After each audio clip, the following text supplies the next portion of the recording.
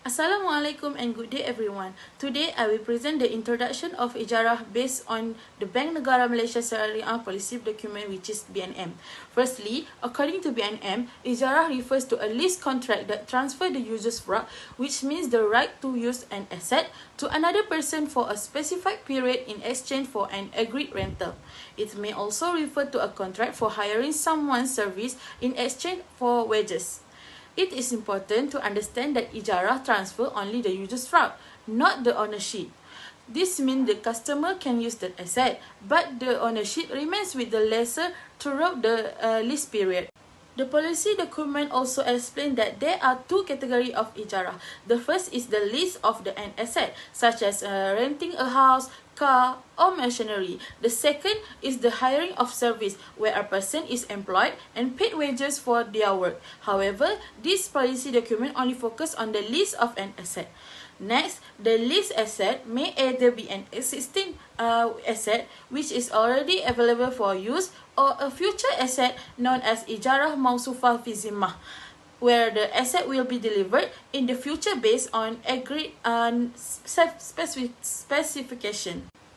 Lastly, some key characteristics of Ijarah are that the ownership remains with the lessor, the rental must be agreed by both parties, and the leased asset must be halal and clearly identifiable. Now, I will explain the component of an Ijarah contract. According to the BNM policy document, there are four essential components that must exist for an Ijarah contract to be valid. The first component is the contracting parties, which consists of the lessor who own the asset and the lessee who rent and use the asset. The second component is ijab and qabul, offer and acceptance. Both parties must clearly agree to enter into the lease contract. The third component is the asset and its user right. The asset must be clearly identified, halal, and capable of providing benefit to the lessee. The final component is rental, also known as ujrah. The rental amount must be agreed upon by both parties before the contract is concluded. Besides these components, the permissibility of Ijarah is also supported by the Quran and Hadith in Surah Al-Qasas, verse 26. Allah mentioned the hiring of a trustworthy and capable person, while a hadith narrated by Ibn Majah reminds us to pay the worker before his sweat dries, highlighting fairness and justice in employment and leasing contracts. Thank you.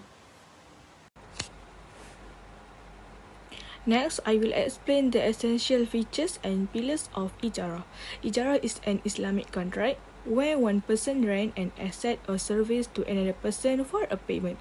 It only gives the right to use the asset. The ownership does not charge. First, contracting parties. There are two parties in an Ijarah contract. The first is the lessor, mujir, who is the owner of the asset. The second is the lessee, mutajir, who rents and uses the asset. Second, subject matter. The subject matter is the benefit or use of the asset, also called usufruct. The lessee can use the asset, but the ownership always stays with the lessor. Third, rental. The rental payment must be agreed by both parties before the contract starts. The amount must be fixed, clear, and known to avoid any misunderstanding. Finally, offer and acceptance. Both parties must agree willingly. This is called mutual consent. The contract is complete through ijab, which is the offer, and qabul, the acceptance. In conclusion, the four main pillars of Ijarah are contracting parties, subject matter, rental, and offer acceptance. This pillar makes sure the Ijarah contract is fair, clear, and follows Islamic principle. This slide explains the important Sharia requirement is an Ijarah contract. First, asset ownership by the lessor. The lessor or the owner must legally own the asset before renting it out. The ownership cannot belong to someone else. For example, a landlord can only rent out a house that he legally owns. Second, usufruct must be permissible. The benefit from the asset must be halal. The asset cannot be rented for activities that are prohibited in Islam. For example, renting a shop for a bookstore is allowed, but renting a bookshop or gambling is not allowed. Third, asset must be identifiable. The asset must be clearly described in the contract. Both is the lessor and the lessee must know exactly what is being rented. For example, the contract can state apartment A50 fully furnished for 1 year. This slide explains the difference of opinion among Islamic scholars about Ijarah. There are two main views, the Hanafi scholar and the majority scholar. First, the Hanafi scholar, they believe that usufruct, which means the benefit of using an asset, is not considered property al-mal. They said an Ijarah contract only gives the right to use the asset. Because of this, they have a more restrictive approach. Next, the majority scholar, they believe that usufruct is considered property al-mal because it has value. They also believe that the benefit of using an asset has independent value, so they have a more flexible approach to ijarah. Conclusion, although the Hanafi scholar and the majority scholar have different opinion about usufruct, both agree that ijarah is a valid syariah contract as long as all the required conditions are fulfilled. Next, I will explain the right and obligation of both the lessor and the lessee in an Ijarah contract. The lessor, who owns the asset, is responsible for delivering the asset in good condition. The lessor must also perform major maintenance and structural repairs, bear ownership-related risks, and provide takaful protection for the asset. On the other hand, the lessee is responsible for paying the rental on time and using the asset according to the agreed contract. The lessee also performs routine or operational maintenance, returns the asset in good condition, and responsible for any damage is caused by negligence or misuse. The principle is simple. Ownership responsibilities belong to the lessor, while usage responsibilities belong to the lessee. This slide explains maintenance responsibility and asset protection. There are two types of maintenance. First is major maintenance, such as structural repairs, engine replacement, or roof repairs. These are the responsibility of the lessor because they relate to ownership of the asset. Second is operational maintenance, such as cleaning, refueling, and minor servicing. These are the responsibility of the lessee because they relate to the daily use of the asset. For takaful, it is normally arranged by the lessor to protect the asset against ownership risk. However, the lessee may arrange it as a lessor's agent if both parties agree. If the asset is damaged due to normal wear and tear, natural disaster, or ownership defect, the lessor bears the cost. However, if the damage is caused by the lessee's negligence, misconduct, or breach of the contract, then the lessee must bear the cost. Finally, let's discuss subleasing and scholars' opinion. In general, subleasing is allowed unless it is prohibited in the original Ijarah contract. However, there are several conditions. The sublease period cannot exceed the original lease period, the original lessee remains responsible to the lessor, and the rental amount may be higher, lower, or the same as the original rental. The important point to remember are that major maintenance and ownership risks remain with the lessor, while the operational maintenance and usage risks belong to the lessee. According to the majority of scholars, major maintenance is always the lessor's responsibility because ownership remains with the lessor.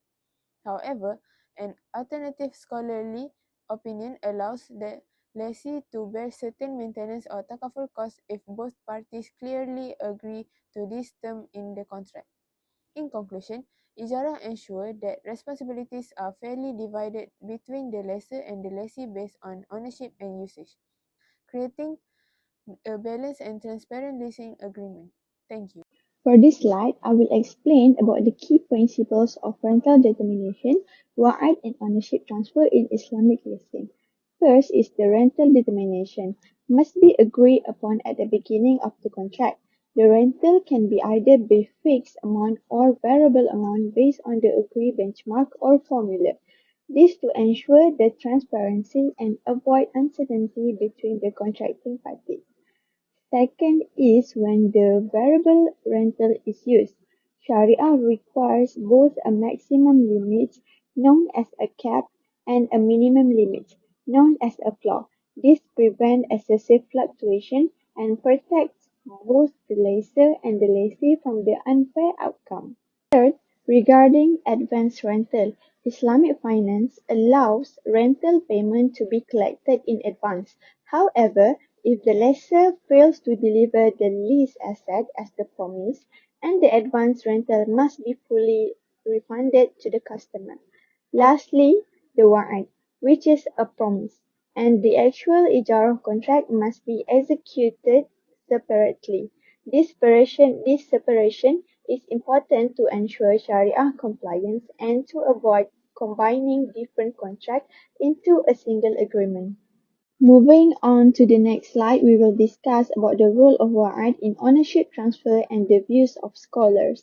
Firstly, the wa'ad and ijarah contract must be documented separately. They should remain in one document to avoid legal interlocking and maintain the validity of the transaction under the Sharia principle. Secondly, in the case of wa'ad purchase, the lessee gives a promise at the beginning of the contract. This promise may become enforceable if events such as default, breach of the contract, or early termination occur, requiring the customer to purchase the leased asset according to the agreed term. Another form is wa'ad to hibah, which is commonly used in ijarah mutahiyah bitamlik. Under this structure, ownership is transferred through a gift after the customer has successfully completed all lease payment. Regarding binding and non-binding wa'ad, Bank Negara Malaysia (BNM) recognized that a unilateral promise linked to a specific condition or event can be legally binding. If the promise is breached, a promisor may be required to compensate the other party for the actual losses incurred. In terms of scholar opinions, the Hanafi, Shafi'i, and Hanbali schools generally view wa'ad as a morally binding but not legally enforceable. In contrast, the Maliki school considers wa'ad legally binding when the other party has relied on the promise and incurred financial commitment. Modern Islamic finance bodies such as AAOIFI and BNM accept binding wa'ad as a necessary for contemporary Islamic financial transactions. In conclusion, wa'ad plays a crucial role in facilitating ownership transfer while ensuring that Islamic leasing contracts remain Sharia compliant and legally effective. Hello everyone. Today I will walk you through the mechanism that keep Islamic finance contract secure and fair. We will look at how we provide assurance, how we handle default, and how contract finally reach their completion. Section 1. Assurance mechanism. To begin, let's look at how we build trust in a contract.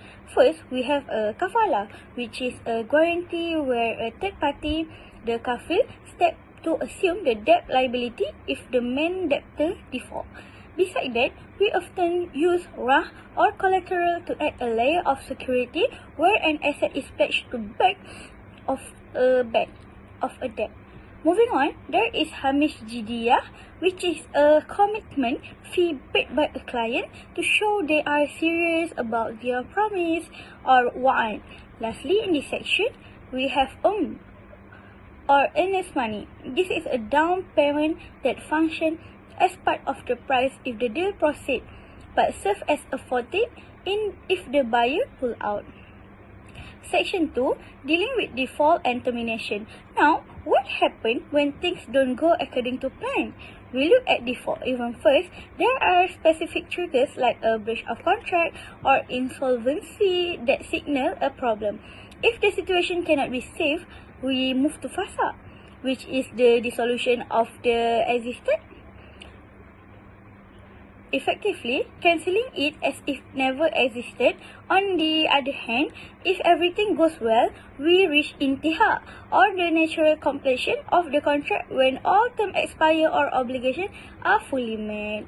Next, how do we fix financial damage? We move to section 3, which is scholarly view on remedy. Distinguish between two main methods. We have a ta'in, which is compensation for actual losses, and this is widely permitted because it restore the injured party to their original position. In contrast to that, we have gharama, which is a penalty for late payment. This is a subject of intense debate. It is considered prohibited riba if the creditor keep the profit. So it is only accepted if the money donated to charity to act as a deterrent. So, in short, kafalah and ar-rahnu give a security while ta'wid and gharamah ensure justice when things go wrong. Thank you for listening, and I hope this makes the framework of this contract much clearer. For the final part of our presentation, I will explain the practical application of Ijarah in Islamic banking, followed by a brief critical analysis and conclusion. Islamic banks use Ijarah as a Sharia-compliant financing method by first purchasing an asset and then leasing it to the customer for an agreed rental payment. During the lease period, the bank remains the legal owner of the asset, while the customer has only the right to use it. If the financing uses Ijarah Muntahiyah Bitamlik or IMBT, ownership may be transferred to customer at the end of the lease through a separate sale of hibah agreement. There are several common applications of Ijarah in Islamic banking. The first example is vehicle financing. The bank purchases the vehicle requested by the customer and lease it to them. The customer pays monthly rental throughout the lease period, and after all, payments are completed. Ownership may be transferred according to agreed term. The second example is house financing. The bank acquires the property and leases it to the customer. The customer pays rental instead of interest, and ownership is transferred at the end through either a sale or hibah agreement. A third example is equipment financing. In this case, the bank purchases machinery or business equipment and lease it to the companies.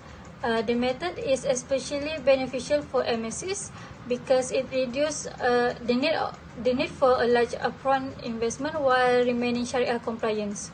Now let us look at the critical analysis.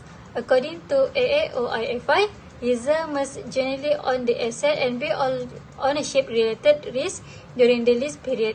If the bank transfers all the risks and responsibilities to the customer, the contract may resemble conventional leasing and no longer reflect the true objective of Ijarah. In addition, Muhammad Taqi Usmani argues that some Islamic financial institutions focus too much on the legal form of Ijarah while neglecting its actual economic substance. He emphasizes that the leaser must carry real ownership responsibilities and risks to ensure genuine Sharia compliance. Furthermore, Bank Negara Malaysia requires proper documentation, clear ownership of the asset, and the clear separation between the Ijarah contract and any wa'ad or promise to transfer ownership. These requirements help maintain transparency and ensure compliance with Sharia principles. In conclusion, Ijarah is Sharia-compliant leasing contract that allows customers to benefit from asset without owning it during the lease period. It promotes fairness, transparency, and mutual benefit while avoiding riba. As one of the most widely used contracts in Islamic finance, Ijarah successfully balances commercial needs with Sharia principles through ethical and asset-backed transactions. Some of the main advantages of Ijarah is that avoid riba, is based on real assets, provides a flexible financing method, promotes fairness and risk sharing, and is widely practiced in Islamic financial institutions around the world.